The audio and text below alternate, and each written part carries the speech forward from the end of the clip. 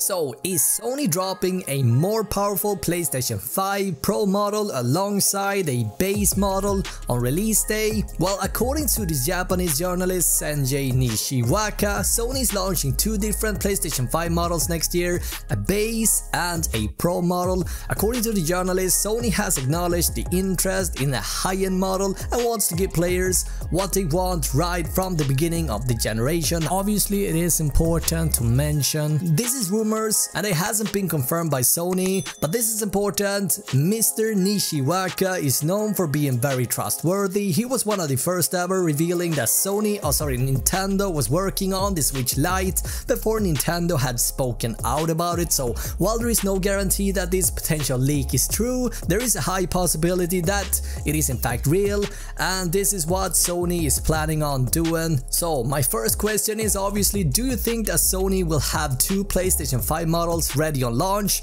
Please let me know in the comments below. I think there is a possibility that Sony will release a Pro model together with a base model to give people even more options. It makes more sense releasing both consoles at the same time rather than waiting. This also ties back to the backward compatibility and whether Sony will support older PS3 and PS4 games on PS5. So while Sony hasn't confirmed backward compatibility, rumors have it that PS5 will be able to play PS4 games natively. And to be frank, why shouldn't PS5 be backward compatible with PS4? After all, both are made on the very same core design, and that means that it wouldn't require too much effort for Sony getting PS4 games over to PS5 if they wanted to. It is the same architecture. I also made a video a few weeks ago covering what we do think could be the actual name for this system chip that is going to sit inside PS5, and if you're interested, you can find a video down below. Now, what was interesting with that leak was that according to the guy who discovered the leak,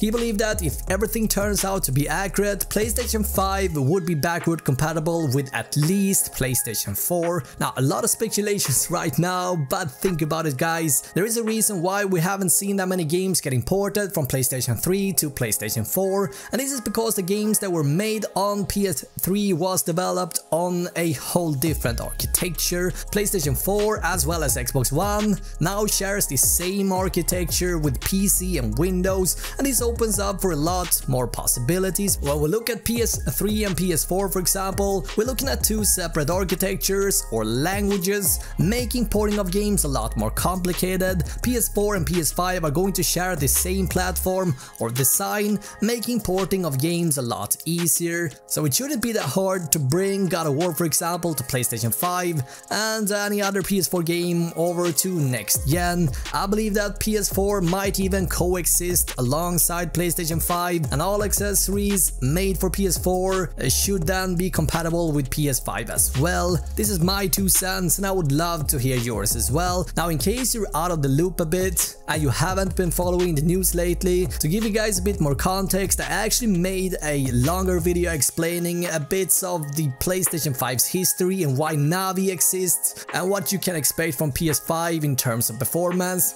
And if you're interested in that, you can find that video down below. And the next big thing here is that Sony is also planning a live stream event on September 24th in Los Angeles called State of Play, and here's what they had to say about it. We are preparing a hefty show, waiting in at around 20 minutes and sporting a fresh new look. We have some great news to share with you, including new game reveals, original content from PlayStation's worldwide studios, and a host of other updates. It should be fun, and oh, it probably bears to mention, don't expect any updates related to our next gen plans in this episode. The last bit made me a bit sad, I'm not gonna lie. To be fair, we know that PlayStation 5 is still a year away or so. Sony has confirmed that they will be releasing the PlayStation 5 alongside the Xbox Scarlett in holiday 2020. Now, I'm not gonna beat around the bush though, I am psyched AF for Last of Us 2. They are going to talk about Last of Us 2 on this very event.